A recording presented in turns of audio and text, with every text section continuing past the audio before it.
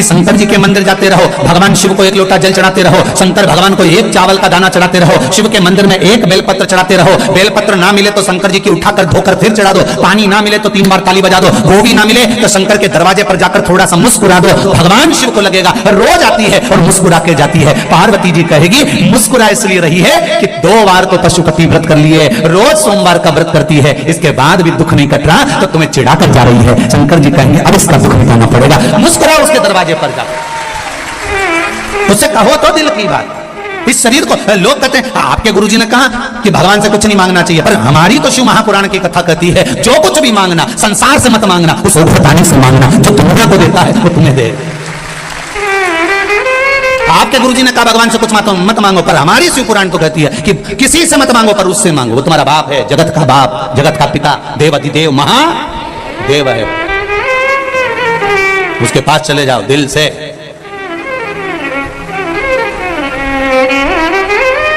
ये आत्मा, ये शरीर, ये सोने की रकम है, इस शरीर को भगवान तक लेकर जाओ। दुख जब आता है तभी रकम दुकान पर जाती है, तो ये शरीर भी जब ही जाना चाहिए परमात्मा के द्वार। अब बहुत गंदा हो गया, बहुत तकलीफ में हूं, कहां जाऊं, सारी दुनिया में भटक कर देख लिया मैंने, कोई कहता है ये करो, कोई कहता है वो करो, कोई कहता है ये करो, कोई कहता है वो करो। जब देखो, जब यूट्यूब खोलो, फेसबुक खोलो, तो कहीं ना कहीं का महाराज मिल जाएगा बताता हुआ ये कर लो वो कर लो। अब कहीं नहीं जाऊंगी, अगर जाऊंगी तो 1 लोटा जल लेकर शंकर के पास जाऊंगी, क्योंकि इस जल चढ़ाने में ना ढोंग है, ना प्रपंच है, ना छल है, ना बेईमानी है, ना किसी का मन दुख है, ना अपना मन दुख है। अपन शिव के भरोसे बस उसके सहारे पर 1 लोटा जल चढ़ा कर आऊंगी और उससे कहकर आऊंगी कि मैं तेरे भरोसे पर, तेरे भरोसे।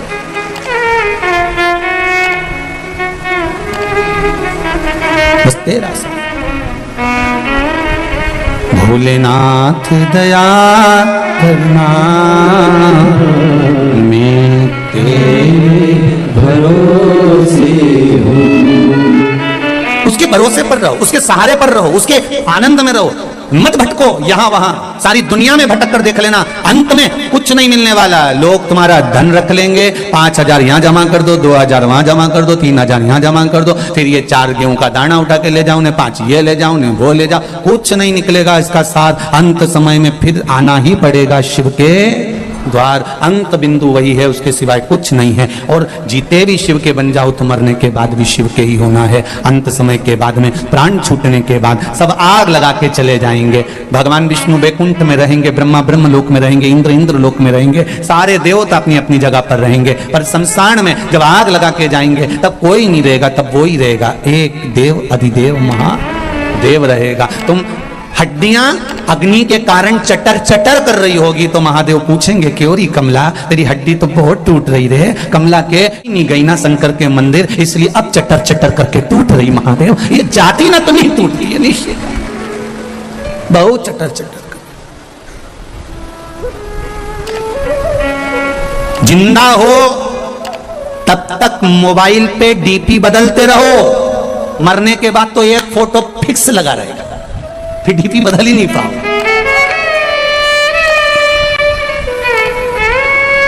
मरने के बाद डीपी बदल रही है क्या? अरे बोला तो सही, एक जैसा फोटो, इतना बड़ा फ्रेम में, माला पूड़ी और खीर चिपकी हुई और तुम पल्लू लेके मुस्कुराती, इससे ज्यादा कुछ नहीं जीवन।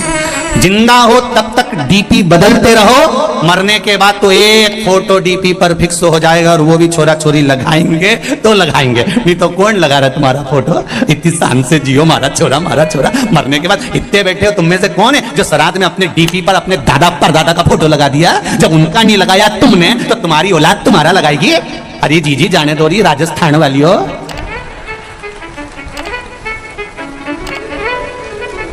कोई नहीं याद करे, फालतू की बात। जब चले जाओ तो लोग बूंदी और सेव चढ़े खूब खाए, और कोई नहीं याद करे। कौन याद करेगा? जिंदगी है, अलमस्त होकर जियो, रोके नहीं, खुश होकर जियो। इतनी प्रसन्नता का जीवन जीना कि दुख है और बहुत चेहरे पर स्माइल है, तो लोग भी, परिवार वाले भी कहेंगे कितनी दुखी थी, कितना कर्जा है, कितनी तकलीफ में है, तो भी कितनी मुस्कुरा रही है। पूरे परिवार वालों को तुम्हें देख के टेंशन हो जाएगा कि इतना दुख होने के बाद ये हंस क्यों हो रही है, उनकी रोटी नहीं भाएगी, उनको आधा खा के छोड़ देंगे कि ये मुस्कुरा क्यों रही है। कारण क्या है इसके मुस्कुराने का? इतना दुख होने के बाद, इतना कर्जा होने के बाद, इतनी तकलीफ होने के बाद, शरीर में इतना कष्ट होने के बाद भी जब देखो जब खजूर वाली चोटी करके खूब जोरदार दिखे तो भगवान कहते मुस्कुराते रहो, चेहरे पर प्रसन्नता होना चाहिए। आग लगे बस्ती में, आवाज नहीं है यजराम की, बोलो आग लगे बस्ती में और अपन रहो मस्ती में। क्या किसको रोइए, चादर तान के सोइए। अपने को क्या करना कि कौन क्या कह रहा है, कौन क्या बोल रहा है, वो बोले तो बोलने दो, आड़ा टेढ़ा बोले तो बोलने दो। हम तो बहुओं से भी कहते हैं तुम्हारी सास कुछ भी बोले वो बोलती रहे, बोलने दो, तुम तो भजन गाओ ना, तुम तो भजन, वो गाली दे तुम श्री शिवाय। बस सास को ऐसी देख के 2-4 बार बोल दो श्री शिवाय। सास भी बोलेगी कुछ जादू कर रही है क्या, बस इतना तो वो बोले कि जादू कर रही है ना, पता नहीं, मुझे तो नहीं मालूम, पर इस मंत्र में जादू हो सकता है। तभी तो महाराज व्यासपीठ से बोले और लोग लाखों की संख्या में मोबाइल और फेसबुक पर सुनते रहे। इस मंत्र में कुछ तो होगा, ये निश्चित है। जपो श्री शिवाय नमस्तुभ्यम, ये जिह्वा से जितनी बार निकलता है। शिव महापुराण में अभी कुछ समय पहले, 1-2 महीने पहले इंदौर में कथा थी, लोगों ने बहुत ऑब्जेक्शन लिया, ये श्री शिवाय नमस्तुभ्यम कहां से आया, ये कोई मंत्र है क्या, ये कोई साधना है क्या, लोगों ने खूब ऑब्जेक्शन लिया। उसके बाद में लोगों ने जब शिव पुराण में देखा, शिव पुराण में जब देखना चालू करा तो शिव पुराण में लिखा था विद्येश्वर संहिता में कि इस मंत्र को बोलने वाले का केवल मुख का दर्शन कर लो तो काम हो जाता है, उसमें लिखा है। जब लोगों ने इस मंत्र का ऑब्जेक्शन लिया कि ये मंत्र क्यों, श्री शिवाय नमस्तुभ्यम कहां लिखा, इस मंत्र का क्या प्रयोग होता है, इसको क्यों जपा जाए, जब लोगों ने इसको जब जनमानस में भेज दिया कि ये तो सियोर वाला महाराज ने बनाया मंत्र, ये तो फालतू का है, ये तो होना ही नहीं चाहिए, ये तो ऐसा नहीं होना, तब लोगों ने फिर पुराण में ढूंढा कि आखिर लिखा कहां है। तब इनने ढूंढा तो उसमें लिखा हुआ आ गया कि इस मंत्र का जप करने वाला व्यक्ति इसको केवल मुंह से बोल भी ले और उसका चेहरा भी देख लो तो ही मनुष्य का सब कार्य सफल हो जाता है। तो फिर बोलने में अपना क्या जाता है, प्रेम से बोलो श्री शिवाय नमस्तुभ्यम।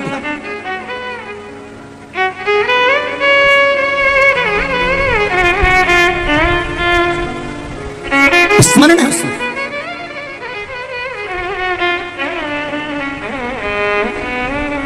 लोगों का काम है भरमाना, लोगों का काम है भटकाना, पर शिव महापुराण कहती है आपको भटकना नहीं, आपको शरणागति लेना। शरणागति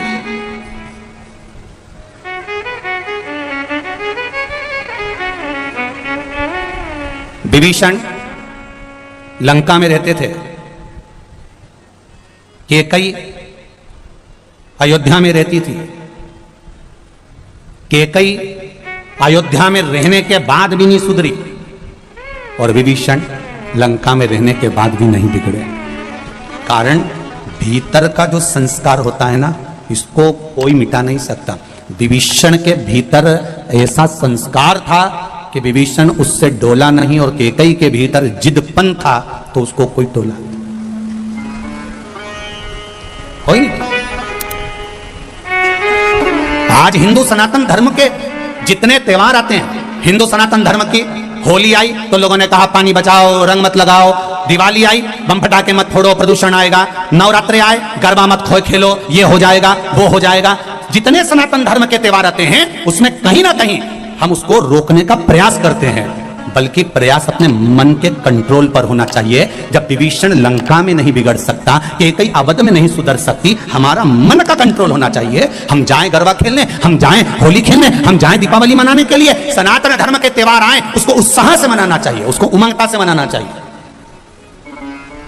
और अपने मन पर कंट्रोल रखना चाहिए कि हम कहीं गलत संगत में तो नहीं जा रहे। हमें हमारे माता पिता ने भेजा है, हमारे माता पिता ने हमको भेजा कि जाओ तुम, ये होली का त्योहार है, ये दिवाली का त्योहार है, ये गरबे का त्योहार है, ये त्योहार आया है, तुम अच्छे से मनाओ। रक्षाबंधन का त्योहार है, हमारे माता पिता ने जब विश्वास रखकर भेजा है तो हमारे माता पिता के विश्वास को हम तोड़े ना, बस इतना स्मरण होना चाहिए। बाकी का त्योहार कोई भी हो सनातन धर्म का, उसे दिल से मनाना चाहिए। जितनी उमंगता से मना सकते उतनी उमंगता से मनाओ।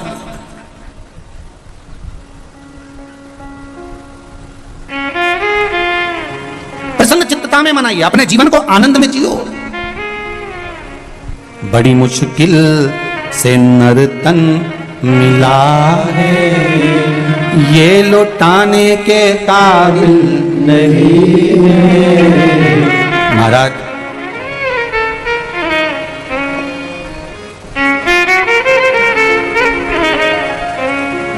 83,99,999 जन्म फालतू के मिलते हैं। उसके बाद मनुष्य का जन्म है 84 लाख हुआ।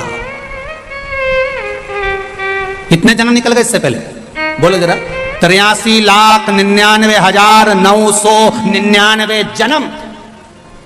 कभी मच्छर बने थे, कभी जुआ, कभी खटमल, कभी झिंगुर, कभी कीड़ा, कभी जलचर, कभी थलचर, ना जाने कितने कितने जन्म। 83,99,999 जन्म तो ये जीव जंतु के मिले थे। आखिरी का जन्म है 84 लाखवां जन्म। कौन सा? अरे बोलो जम के, मनुष्य का। और 84 लाखवां जन्म, और इसके बाद भी कोई गारंटी नहीं दी जीजी कि अपन वापिस मनुष्य बन जाएंगे। वापिस मनुष्य बने ये कोई भरोसा नहीं। अगर दूसरे का पैसा खाकर मर गए तो अगला जन्म भैंस का मिलेगा, और भैंस का जन्म मिलेगा, और जिसका पैसा खाकर मरे उसी के घर में दूध देना पड़ेगा, और वो नोच नोच के निकालेंगे। नोच खूब रोगी तुम भी कि हमने कौन सा पाप किया था जो इस सेठ जी के यहाँ सारा दूध देना पड़ रहा है। तो दूसरी भैंस समझाएगी तुम्हारे मोहल्ले की पड़ोसन, अरे अपन इसका खा के मर गए थे इसलिए निचोड़ निचोड़ के दे दो जब तक कर्जा पूरा नहीं हो जाए। खूब झूठ बोलेंगे, अपशब्द बोलेंगे तो अगला जन्म मेंढक का मिलेगा। जितना अनसन बोलेंगे तो हम तुम तो मेंढक बन जाएंगे, तुम मेंढकी बन जाओगे। बोलते रहो। एक जन्म 83,99,999 के बाद जो मिला है ये मनुष्य का शरीर बड़ा विचित्र है। अंतिम बिंदु है, आखिरी। और इसमें इतना हमें फालतू के प्रपंच में नहीं पड़ना। घर में रहो, परिवार में रहो, कितना भी झगड़ा हो, कभी लड़कर अपने मायके नहीं जाना, कभी लड़कर मत जा। इनकी छाती पे मूंग धलो पर मत जा। नहीं जाऊंगी जा। कोई कितना ही झगड़ा करे, सास कह भी देते हो तो तू तेरे पिताजी के पास जा, तू अपने बाप के घर जा। नहीं जाऊं मैं तो शादी करके यहीं और यहीं रहो, और जितना ज्यादा लड़ाई झगड़ा हो उतनी जोरदार रोटी में घी डाल के खाओ, क्योंकि लड़ने के लिए फिर एनर्जी भी तो चाहिए। तो तुम तो अच्छा खाओ और फिर दूसरे दिन तैयार होकर फिर बैठ चलना। पर नहीं जाऊंगी मायके तो नहीं जाऊंगी जा। पहले का जमाना था कि लड़के मायके चले जाते, नहीं जाऊंगे तो जा। सियोर वाला महाराज ने मना करा, साला सर जी में बोला था नहीं जाऊंगी। वो कितना ही कहे कि मैं तेरा सामान रख दूं, पैक करके छोड़ आऊं, नहीं जाऊंगी जा। और अगर वो बाहर छोड़ भी दे तो शाम को जब गाय भैंस अपने घर जाए तो उसकी पूंछ पकड़ के अंदर चली जाओ। और वो बोले क्यों आई? कि ना मैं तो आई नहीं रही थी, भैंस ली आई। मैं थोड़ी ना आई, तुम तो पहुंच जाओ।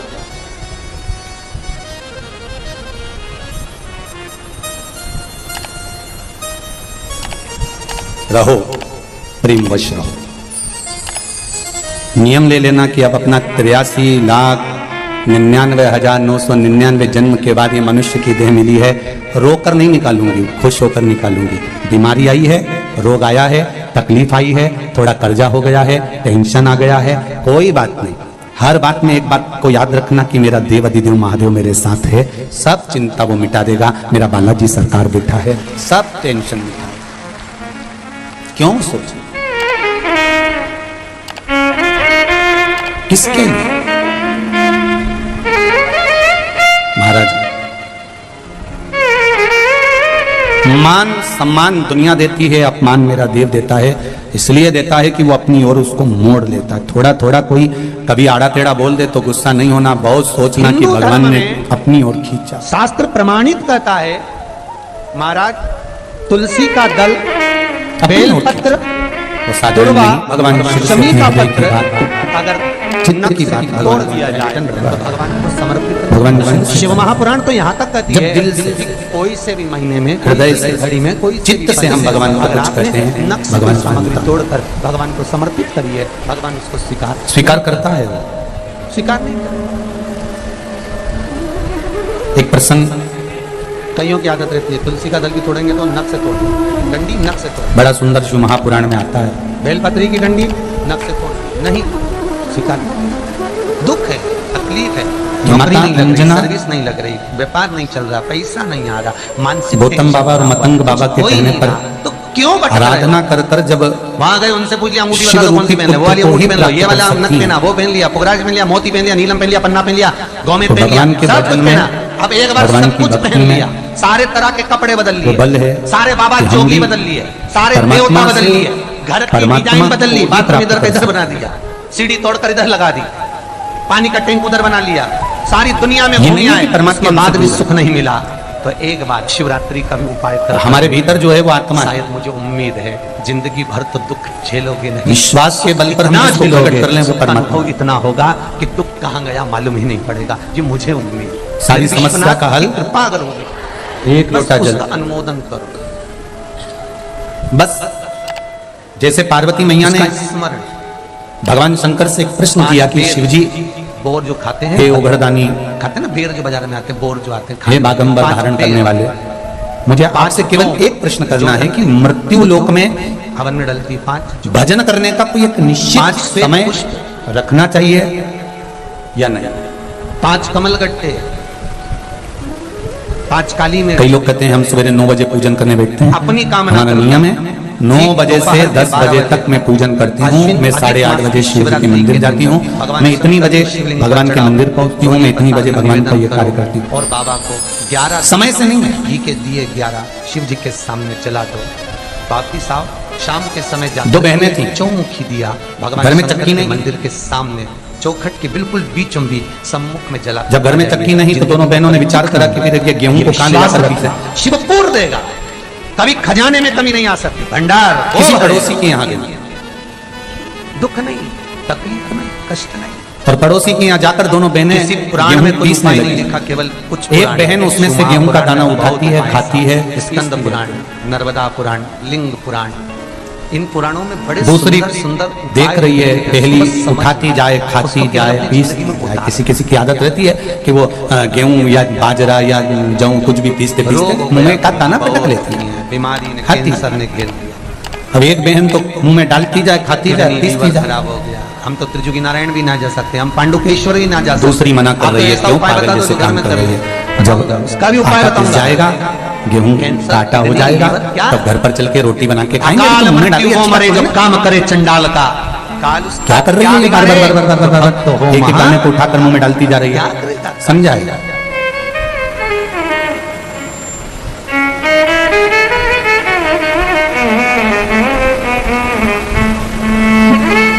अब जिस गांव में ये दोनों बहनें रहती थी, दोनों गेहूं पीस रही थी, आटा बना लिया, एक खाती रही, पीसती रही, दूसरी उसको समझाती रही। उसी गांव में कबीरदास जी रहते थे, और उसी गांव में जब कबीरदास जी रहते तो ये दोनों बहनें जब आटा लेकर चली, और चलते ही इन दोनों बहनों का पांव फिसल गया, और फिसला और पूरा आटा कीचड़ में चला गया। अब आटा कीचड़ में गया, कबीरदास जी ने वहीं खड़े होकर बोल दिया, आटो पड़ो कीच में कछु न आयो हाथ, पीसत पीसत चबायो सोई निभायो साथ। अब कबीरदास जी लिख रहे हैं कि आटो पड़ो कीच में और कछु ना आयो हाथ, और पीसत पीसत जो चबायो वही दियो साथ। शिव महापुराण में यही कह रही है कि भगवान के लिए अलग से समय निकालने की जरूरत नहीं है। अपनी चलती हुई जिंदगी में, चलती हुई चक्की में, चलते हुए समय में भगवान के नाम का दाना मुख में डालते चलो, कब जीवन निकल जाएगा और ये जीवन कब खप जाएगा, कोई भरोसा है क्या? और कई लोग इंतजार में बैठे हैं, अभी तो बचपन है, जवानी आएगी जब भजन करेंगे, अभी जवानी है, अधेड़ी आन दो जब भजन करेंगे, अभी अधेड़ी है, बुढ़ापा आन दो जब भजन करेंगे। उम्र का तुम्हारे को मालूम है कि तुम इतने साल में ही मरोगे? कोई जीवन का ठिकाना है क्या कि कब मर जाओगे?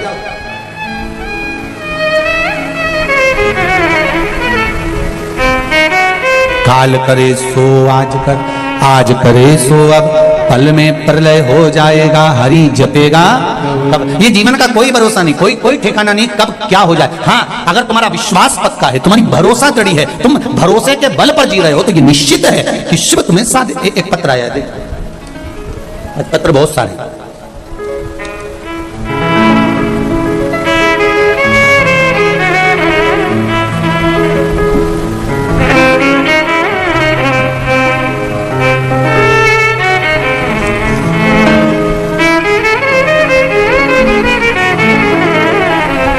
बनवारी लाल जी सेन सीकर से हूँ गुरु जी, आपके बताए अनुसार सावन की शिवरात्रि कहीं बैठे हैं बनवारी लाल जी सेन? कहीं बैठे हो तो हाथ हिलाइएगा, जहां कहीं भी बैठे हो हाथ हिलाइएगा।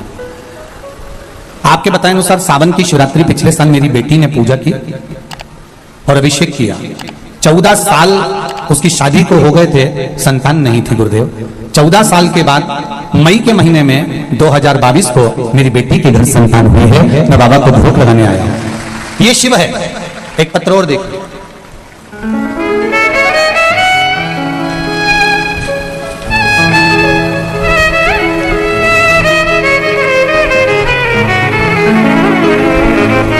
सुनीता सैनी, सुनीता जी सैनी अलवर से आई हैं। कहीं बेटी हो तो हाथ हिलाइएगा। आप ही हैं, दोनों हाथ हिला दो। श्री शिवाय नमस्तु। बाबा 6 महीने से किडनी और लीवर की बीमारी थी। जयपुर का इलाज चल रहा था, लेकिन कठिना बढ़ते ही आ रहा था। किडनी लीवर दोनों डैमेज हो गया। डॉक्टरों ने कहा कि डायलिसिस आ सकता है। क्रिटिना बढ़ते ही चले जा रहा था, थम नहीं रहा था। गुरुदेव बहुत दुखी हो चुके थे। खून भी 5 से 6 यूनिट रह गया था। मुझे बहुत चक्कर आते थे, शुगर बीपी थे। मुझे मेरी मम्मी और मेरे पड़ोसन ने, आंटी ने बताया कि भोले बाबा पर जल चढ़ाना। शिव महापुराण की कथा टीवी पर आती है, दिल से सुनना। मैंने जल चढ़ाना चालू करा। उन्होंने कहा बेलपत्री चढ़ाकर लाकर खाना भी चालू करना और पानी पीना भी। बेलपत्र खाना भी शुरू किया। बाबा 2 महीने से बेलपत्री पर शहद वाला प्रयोग भी कर रही हूँ और बाबा की कृपा से मैं बिल्कुल ठीक हो चुकी हूँ और मैं दवाई खाना बंद कर दिया। श्री शिवाय। आराम है आपको? बस बाबा की कृपा हो। श्री शिवाय नमस्ते। अब मेरी किडनी और लीवर डॉक्टर को जांच कराई है, काम करना चालू कर दिया है और किडनी लीवर जो डैमेज था वो भी बाबा की कृपा से अब चल रहा। बैठो बेटा। श्री शिवाय नमस्ते। बाबा की कृपा। शंभो।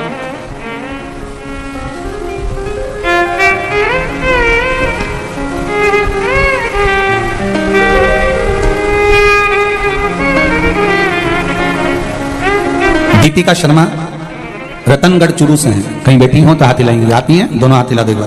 श्री शिवाय नमस्तोभ्यम। भजन की लाइन बहुत सुंदर लिखी है दीपिका जी आपने। भोले बाबा दया करना, मैं तेरे भरोसे हूं। मैं बाबा की उदारता का क्या बखान करूं गुरुदेव।